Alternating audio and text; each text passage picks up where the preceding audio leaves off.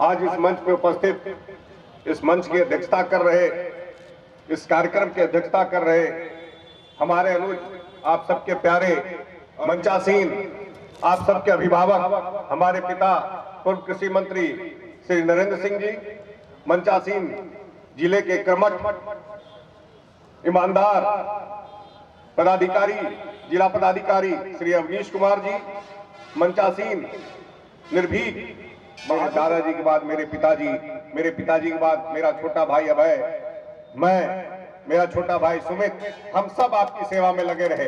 और आज तो गौरव का दिन और बढ़ गया, हम सबकी खुशी का दिन और बढ़ गया कि सुमित जी आज मंत्री के रूप में हम सबके सामने यहाँ बैठे हुए हैं, आप सबके, और इस मंच की अध्यक्षता कर रहे हैं।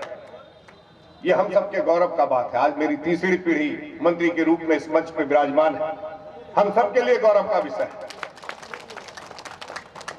और अब तुम पिछले 20, 25, 30 सालों में जमुई की गति इतनी बढ़ गई है विकास की कि कोई पुल पुलिया नहीं बचा। हम सबने देखा कि जमुई स्नेह कैसे आगे बढ़ रहा है। और मैं विश्वास दिलाना चाहता हूं अपनी ओर से, अपने पिता की ओर से, अपने अनुज सुमित कुमार की ओर से कि हम सब जितने भी सहयोग हो सकते हैं हम सब मिलकर करेंगे।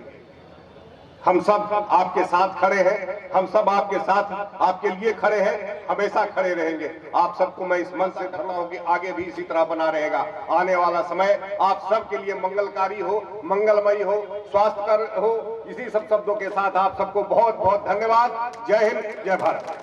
मैं इन दोनों को भी सादर आमंत्रित करता हूं कि वो बारी बारी से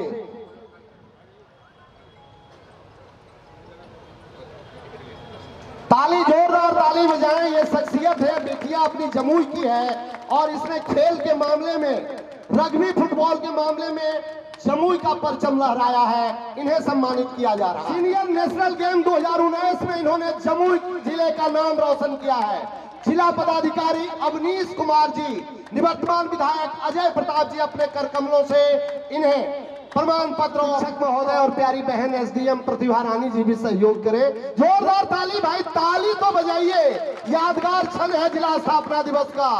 मरुवन साव को सम्मानित किया जा रहा है स्वच्छताग्राही के रूप में। स्थापना दिवस के पावन अवसर पर मंचासीन माननीय सूचना एवं प्रौद्योगिकी मंत्री श्री सुमित कुमार सिंह जी, पूर्व मंत्री आदरणीय श्री नरेंद्र सिंह जी, मंचासीन सम्मानित जनप्रतिनिधिगण, जिले के सम्मानित पुलिस अधीक्षक महोदय और मंडल पदाधिकारी महोदया, उपस्थित अन्य जिला स्तरीय पदाधिकारीगण, सभी सम्मानित जनप्रतिनिधिगण, मीडिया के बंधुओं, उपस्थित नन्हे मुन्ने प्यारे बच्चे बच्चियां, भाइयों एवं बहनों, सर्वप्रथम जिले के स्थापना दिवस के इस पावन अवसर पर तथा श्रद्धेय श्री कृष्ण जी की जयंती के शुभ अवसर देने का प्रयास करेंगे। आज ही के दिन 1991 में मुंगेर जिले से कटकर जमुई जिले की स्थापना हुई थी। इस 30 वर्ष की यात्रा में जमुई जिले ने विकास की विभिन्न सीढ़ियों को छुआ। बात करते हैं या उसकी बुराई में बात करते हैं, या तो हम कहते हैं कि योजना बहुत अच्छी है, इसमें ये लाभ मिल रहे हैं, या जन सामान्य हमेशा कि इस तरीके से इसका इम्प्लीमेंटेशन नहीं हो रहा है। यह संवाद बहुत अच्छा है, इस संवाद का हम स्वागत करते हैं। लोकतंत्र की स्वस्थ परंपरा के लिए यह संवाद परमावश्यक है। परंतु इसके साथ साथ मेरा यह भी जोर है कि हम लोगों का जोर न केवल सरकार की योजनाओं पर होना चाहिए, बल्कि सामाजिक वातावरण को सुधारने पर भी जोर होना चाहिए। आज जिस प्रकार से समाज में संस्कारों का ह्रास होता जा रहा है, हमारे जो पूज्य महापुरुष थे, हमारे बिहार के ही महापुरुष हैं, उनके विषय में अगर हम अपनी नई पीढ़ी से पूछें तो शायद उतनी जानकारी नहीं है जितना होना चाहिए।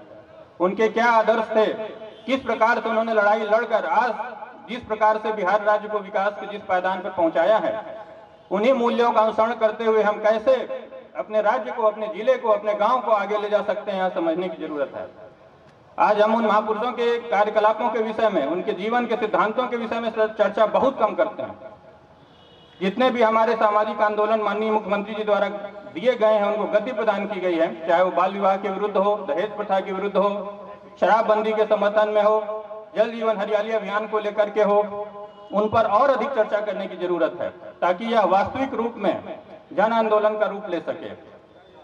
आज हम देखते हैं कि अपने बड़े बुजुर्गों के प्रति वह सम्मान की भावना नहीं रही है, अपने शिक्षकों के प्रति वह सम्मान की भावना नहीं रही है, नारियों के प्रति, महिलाओं के प्रति वह सम्मान की भावना नहीं रही है। क्योंकि इस संबंध में हम अपने घर परिवार में हमारे बड़े बुजुर्ग इस पर चर्चा नहीं करते, शायद उतना विचार विमर्श नहीं करते हैं। इसी प्रकार से जल जीवन हरियाली मिशन है। जल जीवन हरियाली मिशन हम लोग बचपन से सुनते आ रहे हैं कि एक बच्चा एक पेड़, एक व्यक्ति एक पेड़। बहुत छोटी सी बात है, परंतु हम में से कितने आदमी इस सिद्धांत को लागू कर पाते हैं? शायद बहुत कम। बहुत छोटी सी चीज है। हम अपने घर, आंगन, विद्यालय, संस्थान, जहाँ भी हमारा सरकारी ऑफिस है, प्राइवेट ऑफिस है, व्यावसायिक संस्थान है, कैंपस है, खेल कूद का ग्राउंड है, क्या उसमें प्रतिवर्ष एक उपयुक्त पेड़ लगाकर उसकी देखभाल कर पा रहे हैं? ठंडे दिमाग से अपने दिल दिमाग पर हाथ रख के पूछिए कि क्या इस चीज को हम आत्मसात कर पाए हैं? शायद नहीं। इसलिए कि यह हमारी चर्चा का विषय नहीं है। समाज में अच्छे व्यक्तियों के काम की चर्चा अब कम हो गई है। इस चीज को बढ़ाने की जरूरत है। आज इस स्थापना दिवस के पावन अवसर पर यह संकल्प लेने की जरूरत है कि स्वस्थ संवाद तो अभी बजाय जो पीढ़ी गांव में रह रही है, कस्बे में रह रही है, उसको यह बताने के कि किस प्रकार से आप आगे चलकर क्या क्या शिक्षाएं ग्रहण कर सकते हैं, क्या अवसर है, किस प्रकार के रोजगार के अवसर हैं, कौन सा यहाँ तक पहुंचे हैं। मैं इन सभी लोगों से, इसलिए आज के इस पावन अवसर पर मैं व्यर्थ का भाषण नहीं दूंगा। मैं यही अपील करना चाहूंगा कि अगर सही में कुछ संकल्प लेना है तो यह संकल्प लें कि कोई दो अच्छी चीजों का आज हम करें कि हम इसको आत्मसात करेंगे और अपने जीवन में उतारेंगे। और खास करके अपनी जो नई आने वाली पीढ़ी है उसको कुछ संस्कार देंगे, शिक्षा के क्षेत्र में, रोजगार के क्षेत्र में वो कैसे आगे बढ़े। सरकार के जो बहुत ही जन कल्याणकारी उपयोगी कार्यक्रम हम सभी के सामने हैं, उसको किस प्रकार से हम आत्मसात करें, क्योंकि सरकार का कोई भी कार्यक्रम आपके सहयोग के बिना पूरा नहीं हो सकता। सरकार का काम है नीति बनाना, प्रशासन का काम है उसे लागू करवाना, लेकिन हम लागू करने में तब तक पूर्ण सफल नहीं हो सकते जब तक। हार्दिक शुभकामनाएं देते हुए मैं अपनी वाणी को विराम देता हूँ। बहुत बहुत धन्यवाद। द्वितीय स्थान पर बम कुमार जी हैं, वो पुरस्कार ग्रहण करेंगे, और तीसरे स्थान पर रोहित कुमार जी हैं, वो पुरस्कार ग्रहण करेंगे। भाई जोरदार ताली। काबीना मंत्री, जिला पदाधिकारी महोदय एवं एसपी सर। और तीसरे नंबर पर रहेंगे रोहित कुमार जी, जिन्होंने बिहार में तीसरा स्थान प्राप्त किया था बिहार माध्यमिक वार्षिक परीक्षा में। मैं रोहित जी से भी अनुरोध की कृपा करें, जोरदार ताली दीजिए रोहित कुमार जी के लिए। मित्रों, बोले तुम बहुत बड़े वीआईपी मत बन जाओ। वीआईपी बनाने वाले भी यही लोग, ये सच्चाई है। इन्होंने मुझे उस समय कहा था कि वीआईपी मत बन जाओ, वीआईपी बनोगे तो फिर से फर्श पे रहोगे। अगर किसी ने अपर्णा हर्बल सदियों से आयुर्वेद के जरिए ही कठिन व असाध्य रोगों की सफल चिकित्सा होती रही है और आज भी आयुर्वेद सर्वश्रेष्ठ है। आयुर्वेदिक दवा विक्रेता की दुकान में भी उपलब्ध है। कई प्रमुख औषधि है, जैसे रामबाण कैप्सूल, पेनेशिया फोर्ट कैप्सूल, यूनिपाइलो कैप्सूल। यदि आपके घर परिवार के कोई सदस्य खूनी अथवा वादी बवासीर से परेशान है, तो आप अपर्णा हर्बल का यूनिपाइलो कैप्सूल व्यवहार करें। बवासीर से छुटकारा दिलाने के लिए सबसे बेहतरीन दवा यूनिपाइलो कैप्सूल। यूनिपाइलो कैप्सूल का कोई साइड इफेक्ट नहीं होता है।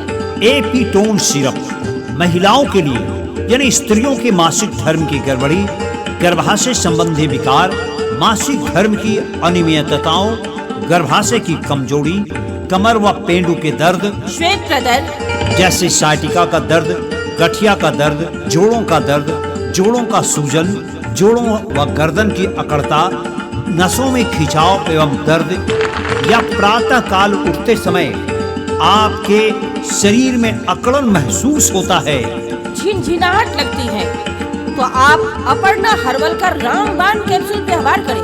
डब्बे पर अपर्णा हर्बल का लोगो अवश्य ही देखकर खरीदें। 4 प्रसार के लिए संपर्क करें पीएमपी टीवी न्यूज। संपर्क नंबर है 7991177831।